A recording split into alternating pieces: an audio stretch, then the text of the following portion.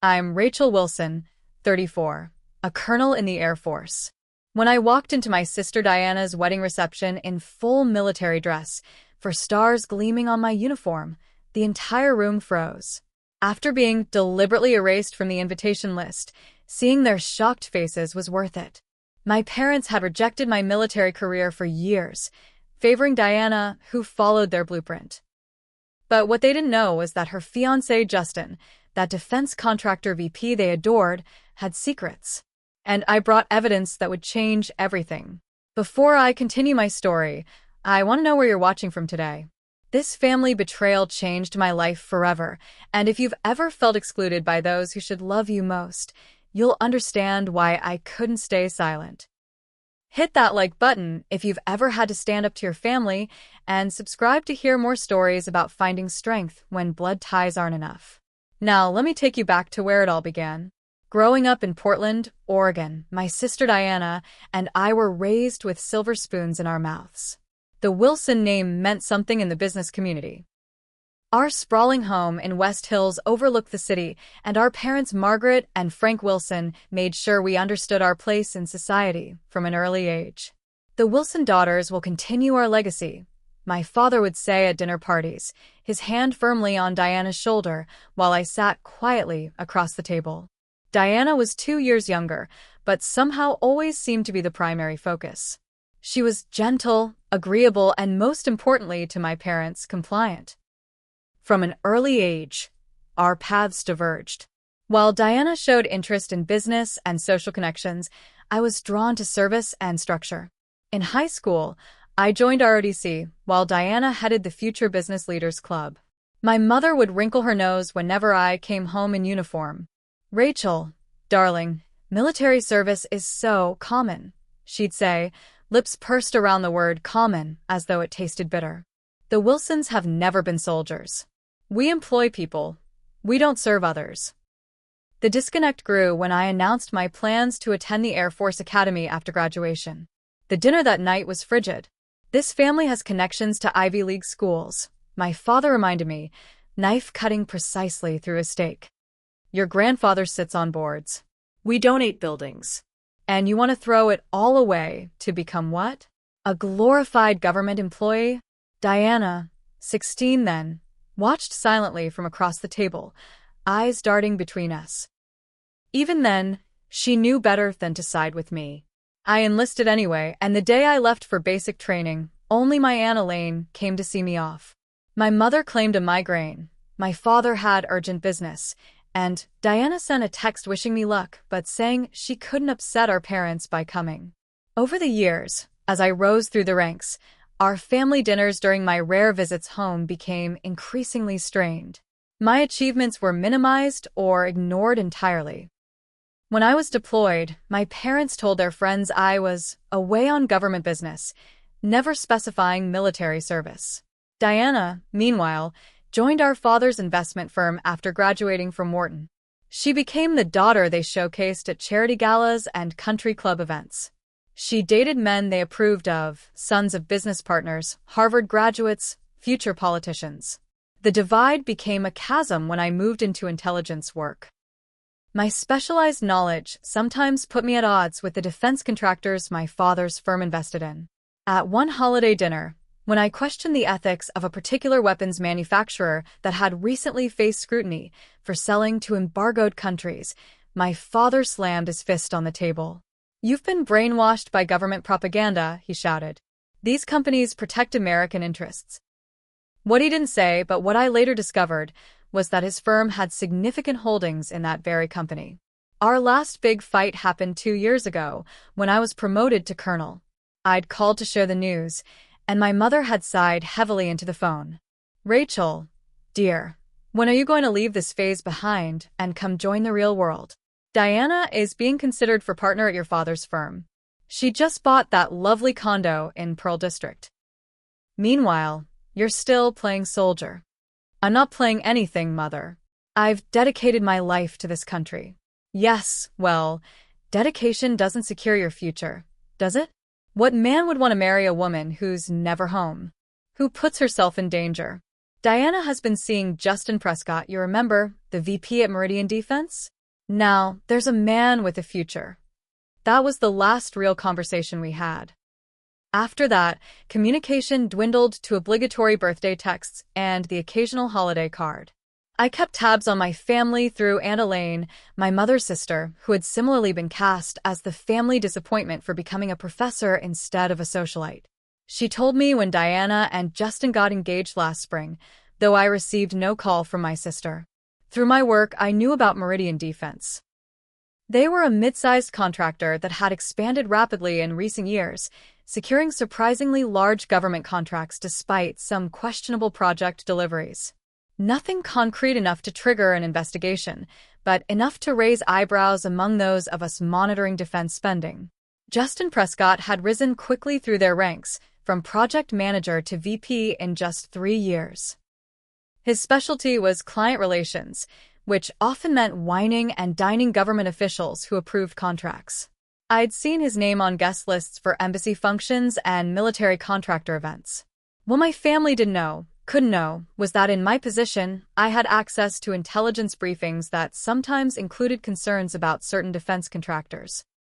And Meridian's name had started appearing with troubling frequency in relation to weapons that somehow ended up in conflict zones where U.S. companies were prohibited from selling. Diana's engagement to Justin created a new complexity in my already strained family relationships. I considered reaching out directly to warn her, but hesitated. Without concrete evidence, it would just sound like jealousy or more family politics. And Diana had made her allegiance clear years ago when she chose our parents' approval over our sisterhood. So I stayed silent, watching from afar as my sister prepared to marry a man whose company might be under investigation, while my family continued to pretend their military daughter didn't exist. I learned about Diana's wedding date from my cousin Tyler, not from my sister or parents. We'd stayed in touch over the years, Tyler being one of the few family members who respected my career choice. "I thought you knew," he said, confusion evident in his voice during our phone call. "It's next month at the Fairmont Hotel. Pretty much the entire extended family is invited." My stomach dropped. I hadn't heard anything about it. There was an awkward pause. "Rachel, I'm sorry." I assumed. "I mean, she's your sister." After hanging up, I sat in my apartment staring at my phone, debating whether to call Diana directly. We hadn't spoken in nearly a year, but surely a wedding warranted breaking the silence. I finally pressed dial, half expecting to reach voicemail, but she answered on the third ring. "Rachel? Is everything okay?" Her voice carried that familiar note of wariness, as though my calls only ever brought bad news. "I heard you're getting married next month," I said, keeping my tone neutral. Another pause. "Yes, to Justin. I thought Mom might have mentioned it." "Mom and I don't exactly have regular chats," I reminded her. "Why didn't you tell me?" Diana sighed. "We didn't think you'd want to come. You're always so busy, and you and Dad can't be in the same room without arguing, and Justin's work is, well, you've made your opinions about defense contractors pretty clear." "I'm still your sister," I said quietly. "I know, but..." Her voice trailed off. "It's complicated, Rachel. The guest list was mostly Mom and Dad's business associates and Justin's colleagues. It's practically a networking event with a wedding attached." Something in her tone struck me, a hint of resignation that seemed out of place for a bride describing her wedding. "Are you happy, Diana? With all of this?" "Of course I am," she replied too quickly. "Justin is perfect. Dad thinks he's headed for COO within 5 years. Note that she described what our father thought of him, not her own feelings. I tried once more. "Could we get coffee before the wedding? Just the two of us." "I'm swamped with planning," she deflected. "Maybe after we get back from our honeymoon in Bali." I recognized the brush off, but pushed anyway. "Diana, I'd really like to be there for your wedding. I can request leave." "It's not a good idea," she cut in, her voice suddenly firm. "Dad would..." "It would just create tension on what's supposed to be a happy day. You understand, right?" I didn't understand. "Not really. But I recognized defeat when I saw it. After that call, I threw myself into work, trying to ignore the sting of exclusion. It was during a routine intelligence briefing the following week that Meridian Defense appeared on our radar again. New information suggested they might be using shell companies to move restricted weapons technology to non-allied nations. Justin's name appeared in several reports as the executive overseeing these special projects. The evidence wasn't conclusive, but it was concerning enough that a preliminary investigation had been opened. I found myself in an impossible ethical dilemma, my professional duty potentially pitted against my sister's future happiness. I debated whether to try reaching Diana again with this new information, but what could I really say? Hey, your fiancé might be involved in illegal arms deals, but I can't show you the classified evidence. She dismissed it as my attempt to sabotage her relationship with a man our parents adored. 3 weeks before the wedding, Diana called me unexpectedly. I tried, Rachel, she said, her voice small and defeated. I told them I wanted to invite you. I said it wasn't right to exclude you. What happened? I asked, though I already knew. Dad said he'd pull funding for the wedding if I insisted. He said you'd just cause a scene and embarrass the family in front of important business connections. Mom said. Her voice caught. Mom said choosing you over them would have consequences for my future at the firm. I closed my eyes, absorbing the hurt while simultaneously recognizing the manipulation. And what did Justin say about all this? Her pause told me everything. He thinks it's best to keep the peace. Of course he did. A man involved in questionable defense deals wouldn't want a military intelligence officer at his wedding, particularly one with a reputation for ethical stands. I'm sorry, Rachel, Tiana whispered. I'm not strong like you. I never have been. After we hung up, I made a decision. Diana might not have been strong enough to stand up to our parents, but I was. And if my sister was about to marry a man involved in illegal activities our parents might even be complicit in through their investments, I couldn't simply stand aside. I contacted a trusted colleague in the Justice Department who confirmed that Meridian Defense was indeed under active investigation, with Justin Prescott as a person of interest. The wedding wasn't just a family event. It was potentially the merging of two entities involved in illegal weapons sales. I needed more information before I could act. Using my security clearance, I began pulling together everything we had on Meridian, Justin, and any potential connections to my father's investment firm. What I found made me feel physically ill. There were email exchanges between Justin and my father dating back 3 years, long before he began dating Diana. They discussed market opportunities in regions where U.S. companies were prohibited from selling weapons technology. My father had been introducing Justin to foreign investors with questionable backgrounds. The picture became devastatingly clear. Diana wasn't marrying Justin because of a romantic connection. She was being used as the linchpin in a business alliance. Whether she knew it or not, my sister was being offered as a corporate asset. That night, I called Anna Lane and told her everything I could without breaching classified information. I've always known your father was ruthless in business, she said after a long silence, but using Diana this way, this is beyond the pale, even for him. I need to stop this wedding, I said. You know they'll never listen to you, she warned. Frank and Margaret have spent years discrediting you within the family. If you show up making accusations, you'll be dismissed as the jealous sister. Then I need irrefutable evidence. And I need to show up in a way they can't ignore. That's when my plan began to take shape. I would attend the wedding not as the uninvited black sheep daughter, but as Colonel Rachel Wilson, with all the authority my position commanded. I would wear my full dress uniform with decorations that even my status-obsessed parents couldn't dismiss. And I would bring enough evidence to give Diana a choice about the future she was walking into. With 3 weeks until the wedding, I initiated a careful investigation into my family's business dealings, walking a fine line between my personal concern and professional responsibilities. I called in favors from colleagues who could access financial records without raising flags. What began as suspicion about Justin Prescott's activities quickly evolved into something far more disturbing. Wilson Investments, my father's firm, had been quietly acquiring significant stakes in several defense contractors, including Meridian, over the past 5 years. On the surface, These appeared to be standard investments, but the pattern that emerged through subsidiary companies and offshore accounts told a different story. My father had created an elaborate structure of shell companies that obscured the true ownership of certain defense technologies. These technologies would be sold to his shell companies, which would then license them to foreign entities in countries under various export restrictions. Meridian Defense, with Justin as point man, facilitated these transfers while maintaining plausible deniability. The operation was sophisticated enough that it had evaded detection for years. The only reason it had come to light now was because one particular weapon system had been identified in a conflict zone where it absolutely should not have been. I found myself in my apartment surrounded by documents, building a timeline of my father's corruption. Photos of Justin at meetings with foreign officials were pinned to my wall. Bank transfers, corporate registrations, travel records. The evidence was overwhelming once assembled.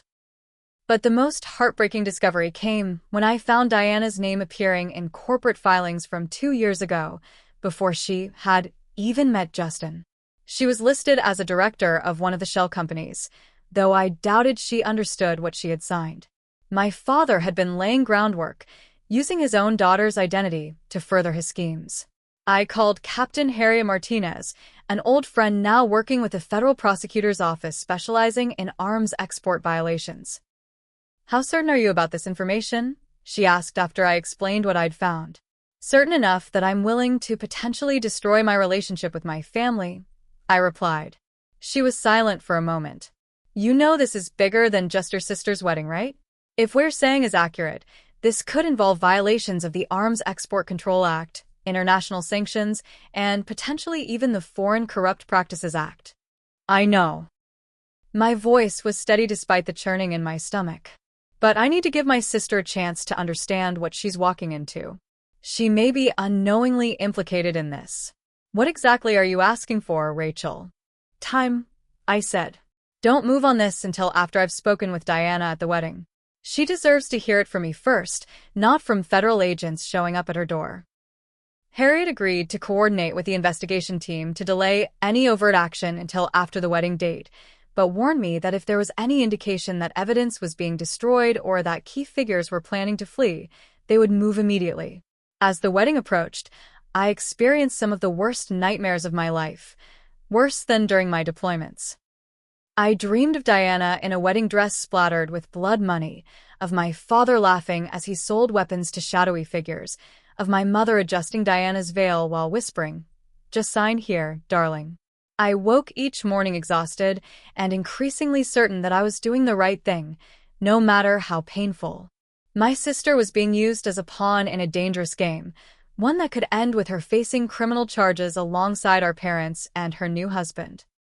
2 days before the wedding, I received a text from Anna Lane. "Your mother called to remind me not to mention you at the wedding. Said it would upset Diana. I'm officially disgusted with my sister." I texted back, "I'll be there anyway. Will you help me if things get chaotic?" Her response was immediate. "Count on it. Your parents forgot I still have Wilson blood too. And unlike them, I remember what it's supposed to stand for." The night before the wedding, I laid out my dress uniform, making sure every medal and commendation was perfectly placed. I had earned each one honestly, through service and sacrifice, concepts my parents had never understood or valued. Tomorrow, they wouldn't be able to dismiss me or my achievements. The 4 stars on my uniform represented not just my rank, but a moral authority they couldn't deny. I prepared a secure folder with copies of the most damning evidence.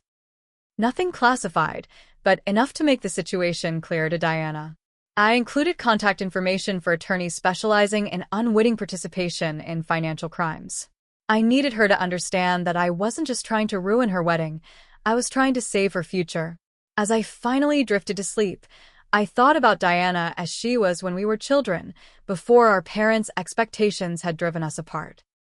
She'd been kind and thoughtful, always making sure I was included in games and activities. Somewhere beneath the perfect daughter persona they'd forced her to adopt, I hoped that person still existed.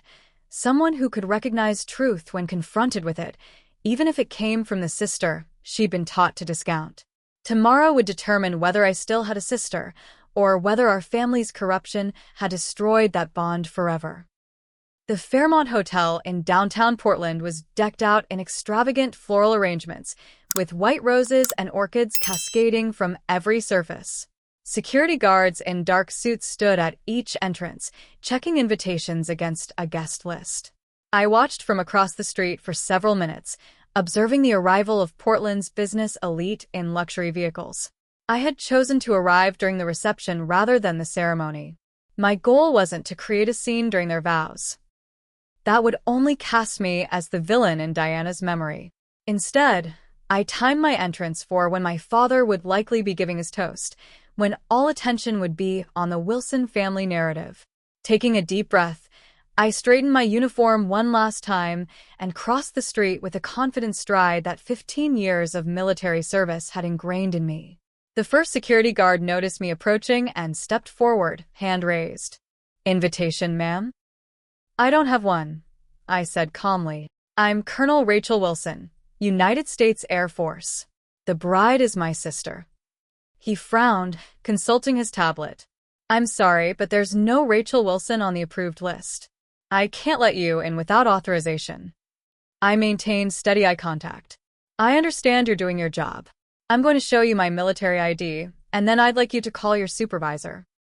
Something in my tone must have conveyed that this wasn't a typical wedding crasher situation. After examining my identification and making a quick call, he was joined by an older man in a more expensive suit, the hotel's event manager, judging by his demeanor. "Colonel Wilson, I understand there's some confusion about the guest list," he began diplomatically. "There's no confusion," I replied. "I wasn't invited. But I have urgent family business that cannot wait, concerning the legal and financial well-being of my sister." I could see him weighing his options, the potential disruption against the possibility that I was telling the truth about a serious matter. "I assure you, I'm not here to cause a scene," I added. "But what I need to discuss with my sister and her new husband is of critical importance." After a moment's consideration, he nodded to the security guard. "Escort Colonel Wilson to the grand ballroom entrance. Jeremy, alert Mr. Preston that we have a situation." As we walked through the opulent lobby, I could feel eyes turning to take in my uniform. Military dress at social functions wasn't uncommon in Portland, but the formal blue uniform of an Air Force colonel with full decorations commanded attention. We reached the ballroom just as applause was dying down. Through the partially open doors, I could see my father standing, champagne glass raised, his silver hair gleaming under the chandeliers. And so, as Diana embarks on this new chapter, joining not just with a man we admire but with a family of business associates we've respected for years, I'm reminded of what truly matters in life: loyalty, commitment, and family values. The irony was almost too perfect. I nodded to the security guard. "Thank you. I can take it from here." Before he could object, I pushed the doors open fully and stepped into the ballroom. The effect was immediate and electric. Conversations halted mid-sentence as heads turned toward the entrance. My father froze, champagne glass suspended in air, his practiced smile faltering. My mother, seated at the head table in an expensive lavender dress, visibly paled. Diana, radiant in her white gown, turned to follow everyone's gaze. Her eyes widened as she registered my presence, her expression cycling rapidly through shock, confusion, and something that looked surprisingly like relief. Justin, seated beside her in a custom tuxedo, recognized me immediately. I'd never met him in person, but he'd seen my photo in intelligence briefings about his company's activities. The blood drained from his face as he realized who exactly had just walked into his wedding reception. I moved forward with measured steps, the sounds of my dress shoes on marble creating the only noise in the stunned silence. As I approached the head table, my father recovered enough to set down his glass and step forward, attempting to intercept me. "Rachel," he hissed, his public smile now a grimace. "What do you think you're doing?" "Hello, father," I replied, loud enough for those nearby to hear. "Congratulations on your daughter's wedding. I'm sorry, I didn't receive an invitation." My mother rose from her seat, social training kicking in as she tried to salvage the situation. Rachel, darling, what a surprise. We thought you were deployed, didn't we, Frank? Her laugh was brittle as crystal. Before my father could respond, Diana stood and moved around the table, ignoring Justin's hand reaching to stop her. To everyone's surprise, especially mine, she embraced me tightly. You came, she whispered against my shoulder. When she pulled back, I could see tears in her eyes, though whether from emotion or embarrassment wasn't clear. Behind her, Justin was now standing, his expression calculating as he assessed the threat I represented. Diana, sweetheart, he called, voice honeyed but eyes hard. Why don't you introduce your sister to everyone? Such a unexpected pleasure to have military presence at our celebration. My father cut in. This isn't the time or place for family reunions. Rachel, I think it would be best if we spoke privately. I finished for him. I agree completely. Diana, Justin, mother, father, perhaps we could find a quiet room for a few minutes? The guests were now openly staring, the whispers starting to circulate. My father looked around, acutely aware of the business associates witnessing this disruption. 5 minutes, he conceded through clenched teeth. In the library room. Then you'll leave. Diana still stood close to me, seemingly reluctant to return to her place at the table. I want Anna Lane to join us, she said suddenly.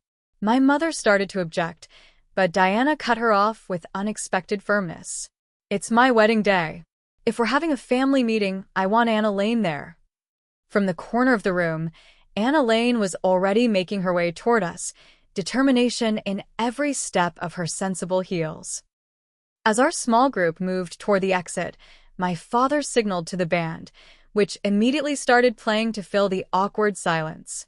Justin plastered on a charming smile for the guests, putting his arm possessively around Diana's waist as we walked.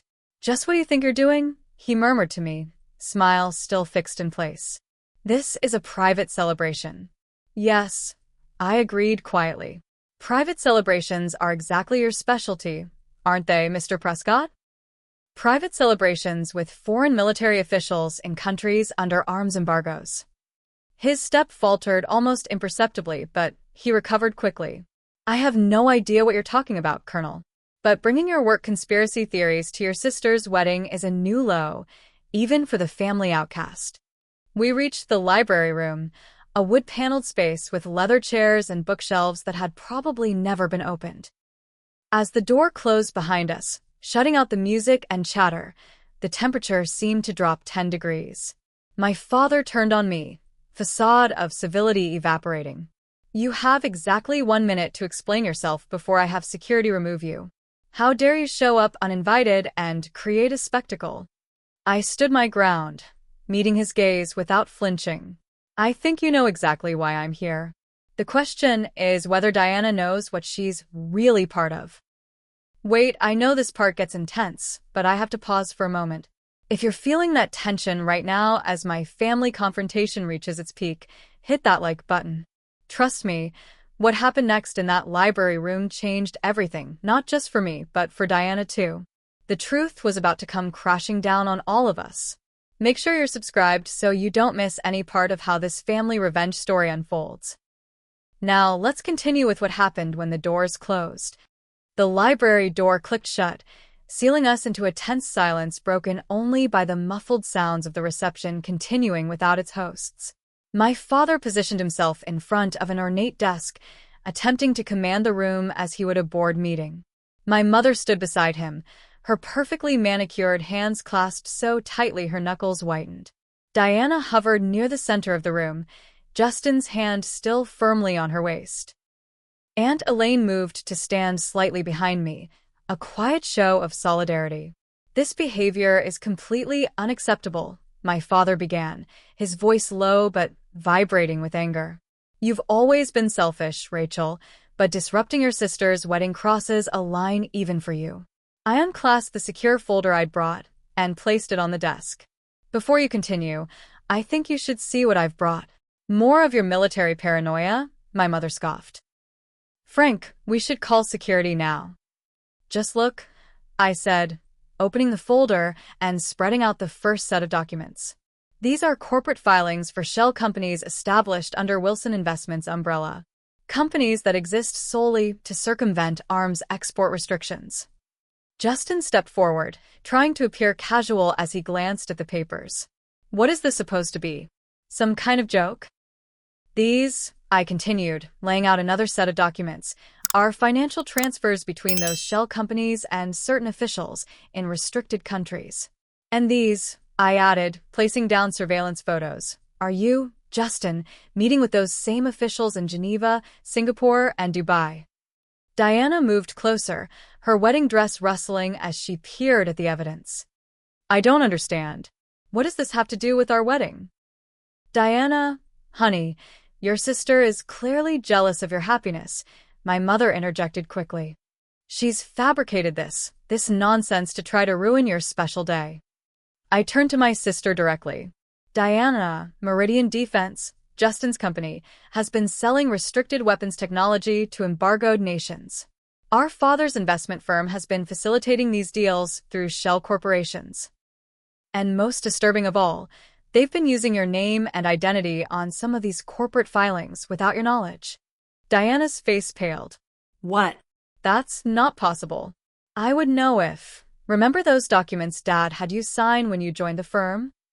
I asked gently. The routine paperwork for your director position? Did you ever actually read what you were signing? The flash of uncertainty in her eyes told me everything.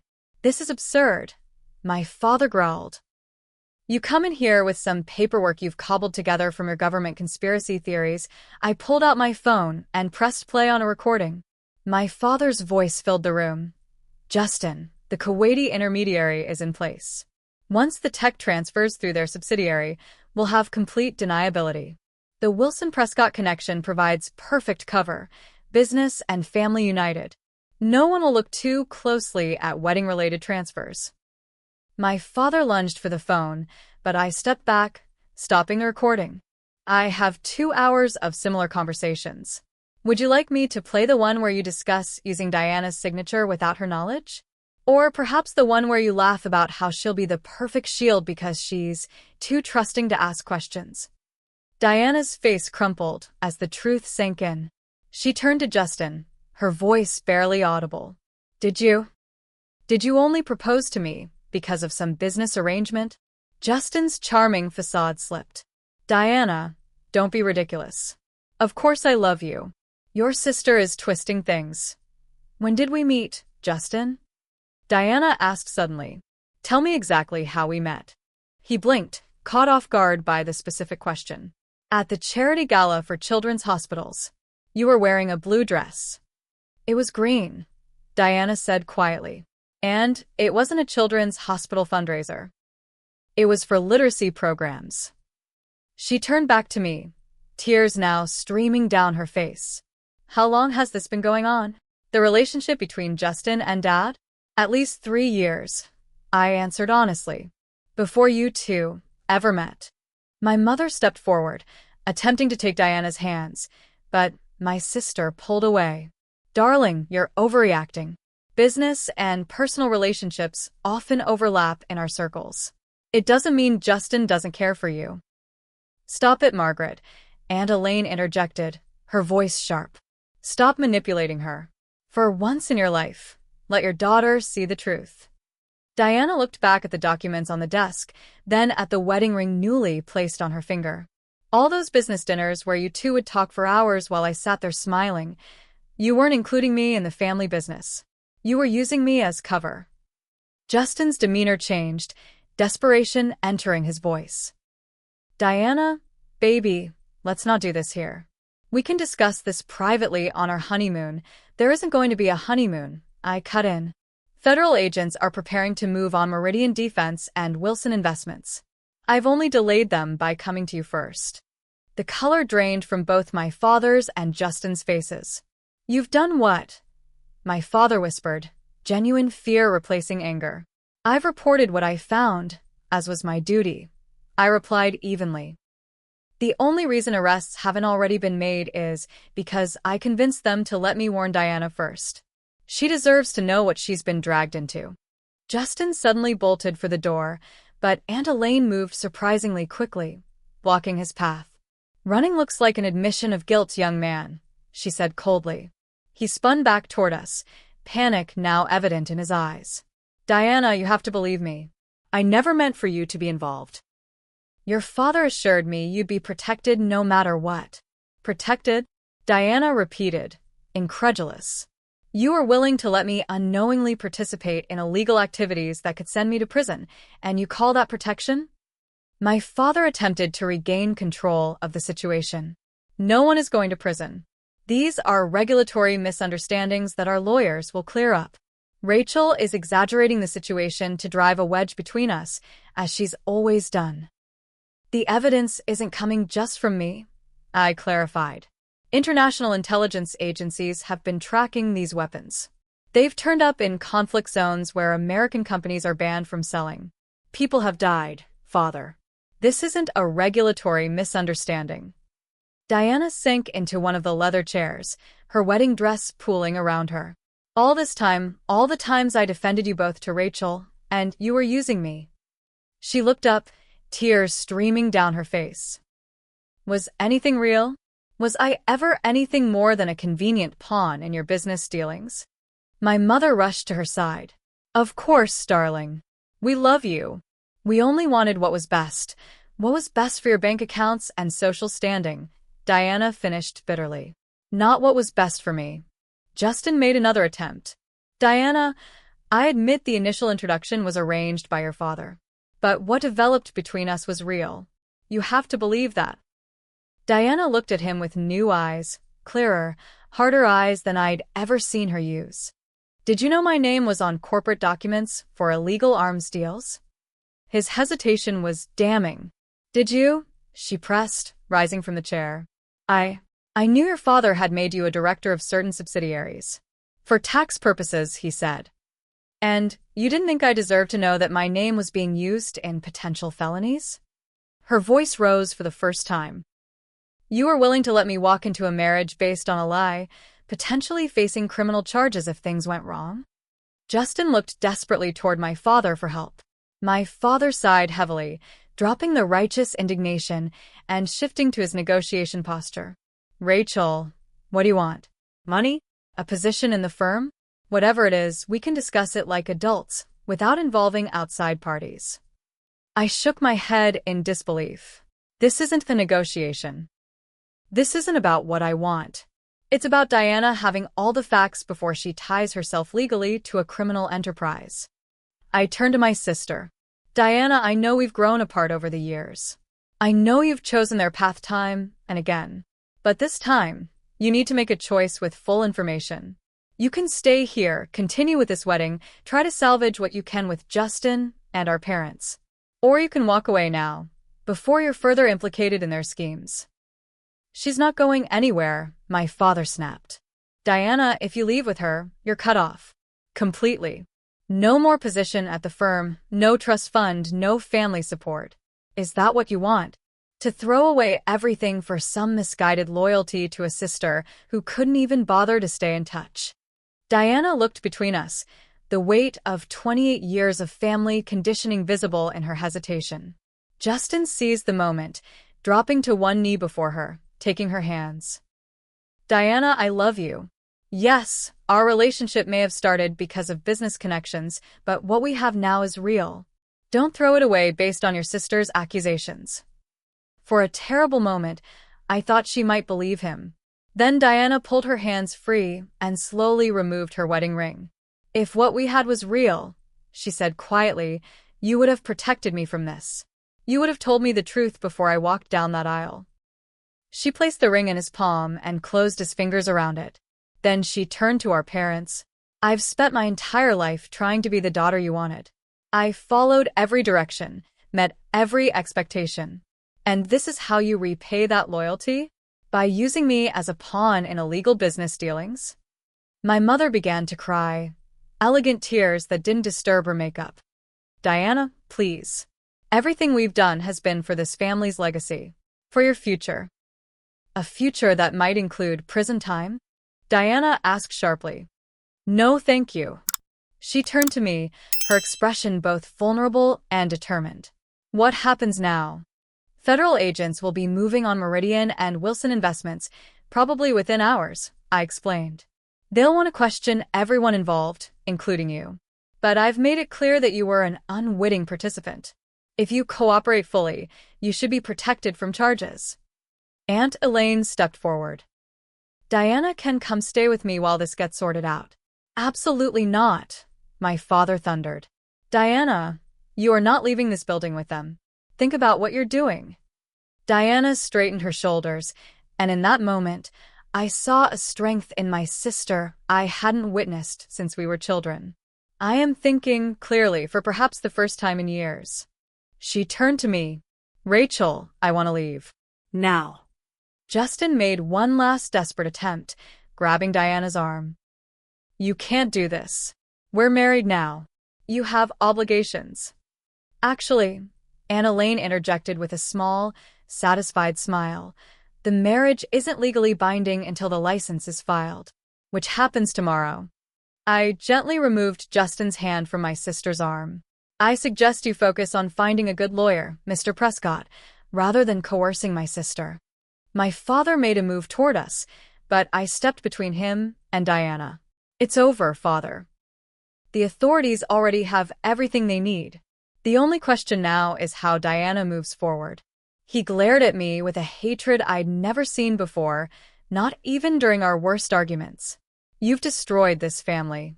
No, I replied quietly. You did that when you decided your wealth and influence mattered more than your daughter's well-being. Diana had moved to stand beside me, her hand finding mine and squeezing tightly, just as she used to when we were small children facing our parents' disapproval together. Let's go, she whispered. As we turned to leave, my mother called out one last time, her voice breaking. Diana, please, think about what you're giving up. Diana paused at the door, looking back at the tableau of our parents and her almost husband. The picture-perfect family arrangement that had been revealed as hollow and corrupt. I'm not giving up anything worth keeping, she said simply, and followed me out the door. The next 48 hours passed in a blur of federal agents, attorneys, and reporters. As predicted, the authorities moved quickly once I gave them the green light. Justin was taken into custody as he attempted to board a private jet to the Cayman Islands. My father surrendered himself with his attorney present, while my mother retreated to their West Hills home, refusing to speak to anyone. Diana stayed in my apartment, sleeping in my spare bedroom that first night, barely speaking as the reality of her situation sank in. I worried she might regret her decision, might blame me for destroying the life she'd built, but on the second morning, as we sat drinking coffee in silence, she finally spoke. I keep thinking about all the documents I signed without reading, she said, staring into her mug. All the meetings where I smiled and nodded while they discussed special projects in code I didn't understand. How could I have been so blind? They raised you to trust them implicitly, I replied gently. That's not your fault. She looked up, her eyes red-rimmed but clear. But it was my responsibility. I'm an adult. I have a business degree. I should have asked questions. What matters is what you do now, I said. The federal prosecutor says your cooperation will be crucial in building the case. Diana nodded slowly. I'll tell them everything I know, which isn't much, but I'll try to remember every conversation, every meeting, anything that might help. True to her word, Diana spent the next week in lengthy interviews with federal investigators, providing names, dates, and details that helped fill gaps in their case. She handed over her personal devices and granted access to all her accounts without hesitation. Meanwhile, the news of the arrest sent shockwaves through Portland's business community. Wilson Investments founder arrested in illegal arms dealing investigation, screamed the headlines. Subsidiary headlines noted the dramatic scene at Diana's wedding, though thankfully most reports maintained her privacy, identifying her only as the daughter who cooperated with authorities. The media camped outside my apartment building until I arranged for Diana to stay at a military colleague's vacation property outside the city. Aunt Elaine joined her there, providing emotional support while I dealt with the professional fallout. My commanding officers were supportive but concerned about potential conflicts of interest. I was temporarily reassigned to administrative duties while an internal review confirmed I had followed proper protocols in reporting family members' illegal activities. About a week after the wedding Diana received the first of many calls from our mother. I sat beside her as she put the phone on speaker. "Darling, please come home," our mother pleaded, her voice uncharacteristically vulnerable. "The lawyers say your father could face serious charges unless we can show this was all a misunderstanding. If you just explain that you knew about the business arrangements that you approved, you want me to perjure myself?" Diana interrupted, incredulous. "I want you to help your family. Rachel has already betrayed us. Don't follow her example. Your father built everything for you, Diana. Don't you feel any loyalty?" Diana's hand trembled, but her voice remained steady. "My loyalty was used against me, Mother. I won't lie to protect people who were willing to sacrifice me." After she hung up, Diana curled into herself on the couch, sobbing as I hadn't seen her do since we were children. I held her until the tears subsided. "They'll never forgive me," she whispered. "Maybe not," I acknowledged.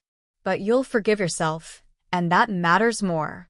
In the weeks that followed, Diana began rebuilding her life from scratch. Her assets were frozen as part of the investigation, though the prosecutor assured her that funds clearly not connected to illegal activities would eventually be released.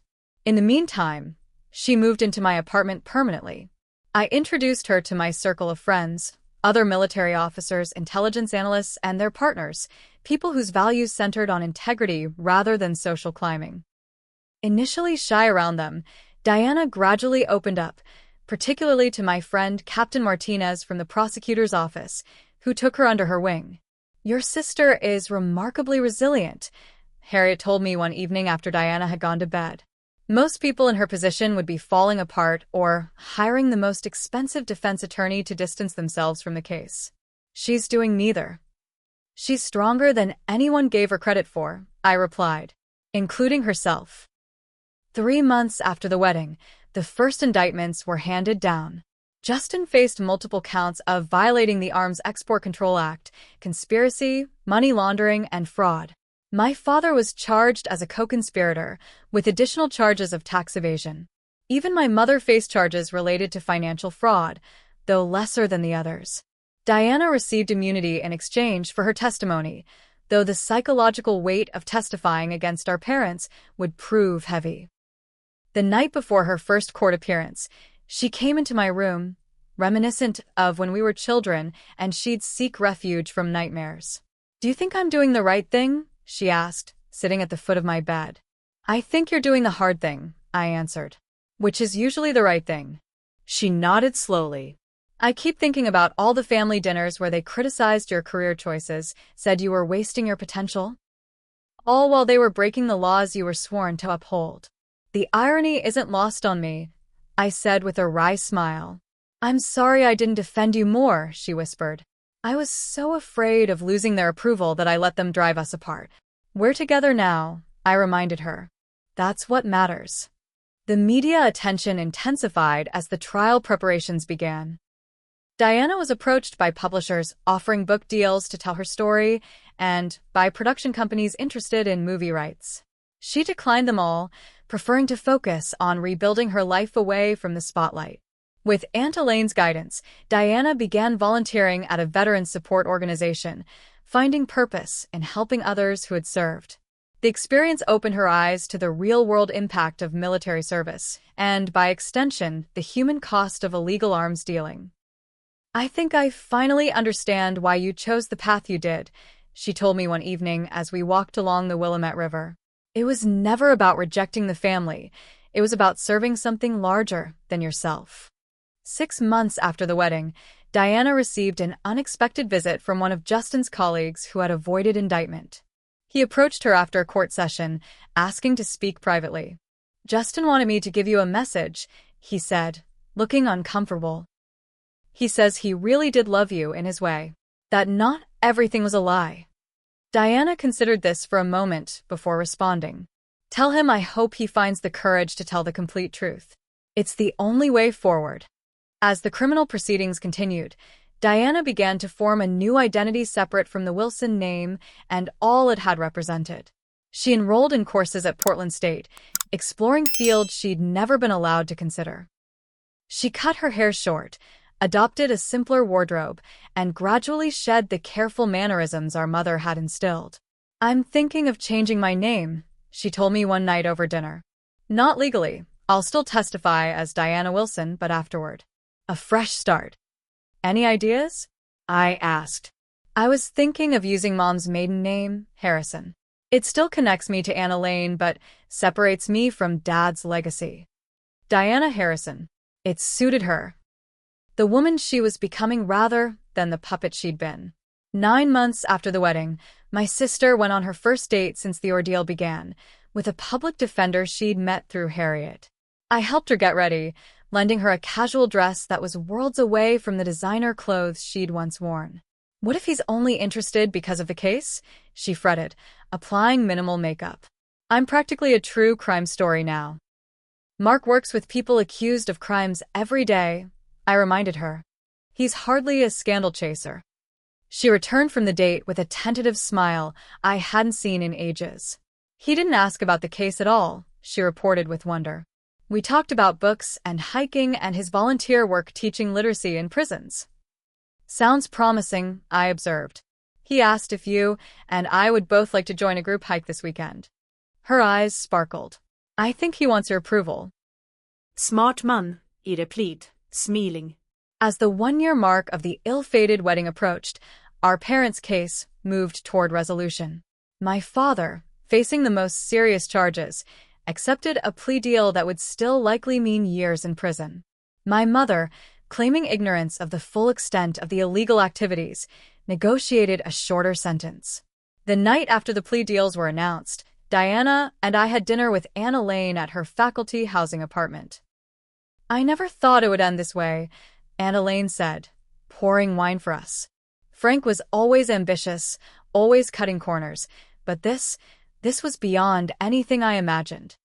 "Do you think they'll ever acknowledge what they did to Diana?" I asked. Aunt Elaine shook her head sadly. "Your parents have spent decades convincing themselves that their actions are justified. That narrative won't change easily, even with prison time." Diana, who had been quiet, finally spoke. "I don't need their acknowledgement anymore. I know the truth. That's enough." And looking at my sister, no longer the perfect Wilson daughter, but a woman finding her own path, I believed her. 1 year after the wedding that never was, I stood at attention in a ceremony at the Pentagon, receiving a commendation for integrity and service. The citation mentioned extraordinary moral courage in upholding the law even at great personal cost, a diplomatic reference to the family situation that had become something of an open secret in military intelligence circles. As the medal was pinned to my uniform, I glanced to the audience and saw Diana watching with unmistakable pride. No longer the polished society daughter our parents had crafted, my sister had transformed over the past year. Her hair was shorter, her clothes simpler but chosen with confidence, and her expression open in a way it had never been under our parents' influence. After the ceremony, Diana hugged me tightly. "I'm so proud of you," she whispered. "Not just for today, but for everything. For being true to yourself all these years when I couldn't find that courage." "You found it when it mattered most," I reminded her. We walked together through the corridors of the Pentagon, where Diana now worked in a civilian role with the Veterans Affairs Liaison Office. Her business background, combined with her newfound commitment to those who served, had made her a natural fit for a position helping veterans navigate benefits and transition programs. "How does it feel?" I asked as we exited the building. "Being back in a family business of sorts, but the legitimate kind?" She smiled, the genuine smile that had become more frequent in recent months. "It feels right, like I'm using the skills they gave me, but for something that actually matters." Later that evening, we met Anna Lane for dinner at a small restaurant in Arlington. She'd taken a visiting professor position at Georgetown for the semester, partly to be closer to us during the final phases of the legal proceedings. "I spoke with Margaret yesterday," she said as we settled at our table. She's been moved to the minimum security facility. Diana tensed slightly, but nodded. How is she? Adapting in her way. She's already identified the right people to associate with. Some things never change. Aunt Elaine shook her head with a mixture of exasperation and sadness. She asked about you. What did you tell her? Diana asked quietly. The truth. That you're building a new life. That you're working with veterans. That you seem happier than I've ever seen you. Diana absently twisted the napkin in her lap. And did she say anything about that? She said she hopes you'll visit before your father's sentencing next month. Aunt Elaine reached across the table to cover Diana's hand. You don't have to, of course. I know. Diana glanced at me. What do you think, Rachel? I considered carefully before answering. I think you should do whatever brings you peace. Not what you think you should do, or what anyone else thinks you should do. Diana nodded thoughtfully. I'm not sure I'm ready, but maybe a letter first. The conversation shifted to lighter topics. Aunt Elaine's students, my upcoming assignment, Diana's tentative plans to apply to graduate programs in social work. We carefully avoided mentioning Justin, who had been sentenced to 12 years after his cooperation led to indictments against higher-level executives at Meridian Defense. 2 weeks later, Diana received her first piece of mail from our mother, a response to the letter she'd finally sent. She called me immediately. She apologized, Diana said, her voice conveying her shock. Not for everything, and there was still plenty of justification, but she actually said she was sorry for putting me in that position with Justin. That's unexpected, I admitted. She also asked about you, Diana continued. Whether you might consider visiting or writing to them. I'm not there yet, I said honestly. Maybe someday, but not now. I told her as much in my letter. Diana assured me that you needed time and space, and that they needed to respect that. The following weekend, Diana organized a small gathering at her new apartment, a modest but bright space she'd recently rented with her unfrozen assets. The guests included Harriet Martinez and her husband, Mark the public defender, now officially Diana's boyfriend. Several of my military colleagues and Aunt Elaine. As I helped her prepare food in the kitchen, Diana seemed nervous. Do you think this is too normal? Too soon? People might think I'm not taking what happened seriously enough. People who matter understand that moving forward isn't the same as forgetting, I assured her. Besides, this group particularly understands complicated family situations. The gathering was warmly successful. Conversation flowing easily, laughter filling the rooms that had once seemed so empty when Diana first moved in.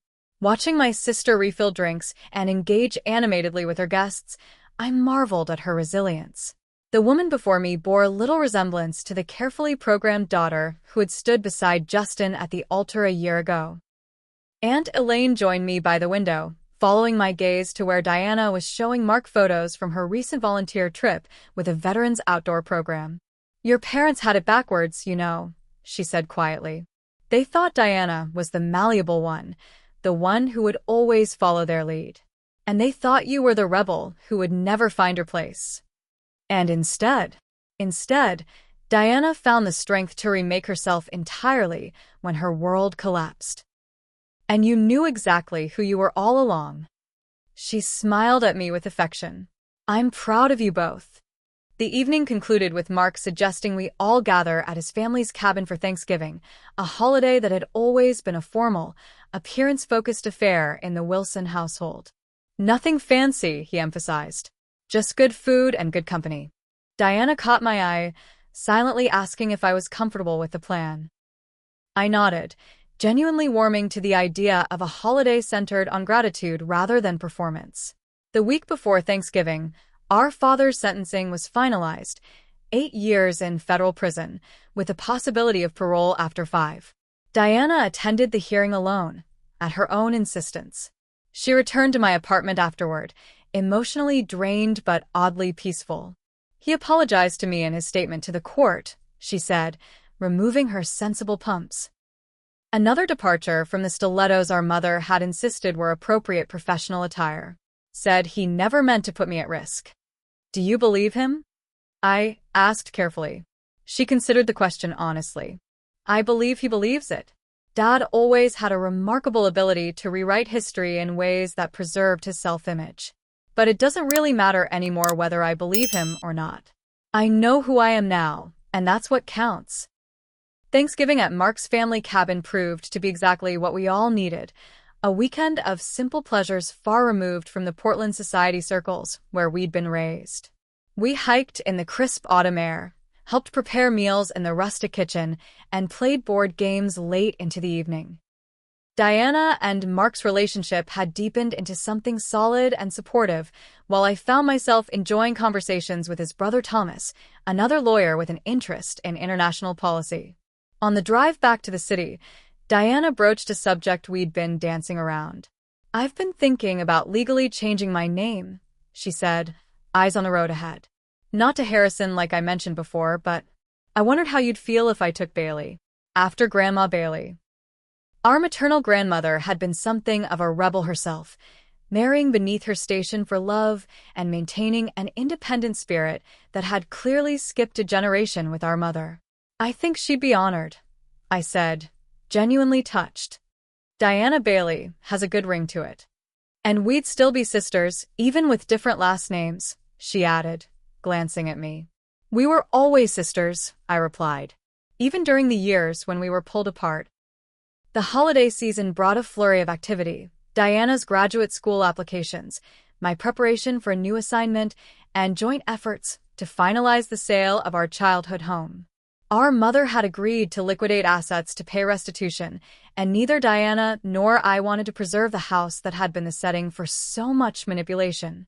On Christmas Eve, Diana and I hosted a small dinner for Aunt Elaine, Mark, and a few close friends. As we gathered around the table in my apartment, I looked at the faces illuminated by candlelight, this chosen family we'd built from the ashes of betrayal. Diana stood to offer a toast, her confidence a far cry from the nervous, people-pleasing woman she'd once been. "To new beginnings," she said, raising her glass. "And to the freedom that comes from facing difficult truths. A year ago, I thought my life was ending when my wedding fell apart. I couldn't imagine a future outside the path that had been laid out for me. But thanks to my sister's courage," she turned to me with shining eyes, "I found something better than the life I thought I wanted. I found my authentic self." "To authentic selves," Aunt Elaine echoed, raising her glass. As we clinked glasses around the table, I felt a deep sense of peace. The path to this moment had been painful, complex, and nothing like what I might have imagined when I'd walked into that wedding reception in my dress uniform a year ago. But looking at Diana, truly happy perhaps for the first time in her adult life, I knew that every difficult step had been worthwhile. Later, as our guests departed and Diana helped me clean up the kitchen, she paused, dish towel in hand. "Do you ever regret it?" she asked suddenly. "Exposing everything? Knowing what it would cost the family?" I considered the question honestly. I regret that it caused you pain. I regret that our parents chose their ambition over their integrity, putting us all in that position. But do I regret standing up for what was right? No. Never. She nodded thoughtfully. "I'm glad you did. Even with everything that happened afterward, I'm glad you showed up that day in your uniform with those 4 stars they couldn't ignore." She smiled, a genuine smile that reached her eyes. It woke me up from a lifetime of sleepwalking. As we finished putting away the last of the dishes, Diana checked her phone and laughed softly. "Mark just texted. He says his mother wants us both to join them for New Year's. Apparently, she's decided we're family now." "How do you feel about that?" I asked. Diana's expression softened. "It feels right, like we're building something new, something honest."